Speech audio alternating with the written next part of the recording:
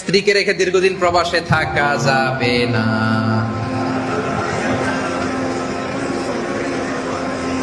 যাবে? তার সাউন্ড নাই, দেখছেন? না, যাবে না। 5 মাস, ম্যাক্সিমাম 6 মাস। অনেক টাকা আছে, 5 বছরও দেশে যায় না। আছে না নাই? না, এগুলো করবেন না। এই যে পরকীয়ার সমস্যা আমাদের দেশে, প্রবাসীদের, প্রবাসী বিদেশে পড়ে আছে, টাকা কামাবে, ঘর বানাবে, জমি কিনবে, আর এই দিক দিয়ে স্ত্রী চলে গেছে আরেকজনের হাত ধরে। কি ভয়ঙ্কর অবস্থা!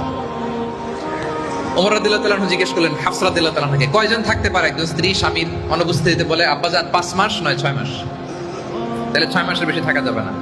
যদি এমন হয় যে না, 1 বছরের আগে ছুটিই দেয় না, তাহলে স্ত্রীকে বুঝাইতে হবে, দুইজনে মিলে আল্লাহর কাছে কাঁদতে হবে, দোয়া করতে হবে, আল্লাহ তুমি আমাদেরকে সবর ইখতিয়ার করার তৌফিক দান করো। কিন্তু বছর বছর দেশে যেতে হবে। 3 বছর, 4 বছর, 5 বছর যে আপনি বিদেশ করেন আর আপনার স্ত্রী পড়ে আছে দেশে, এটা করা যাবে? তো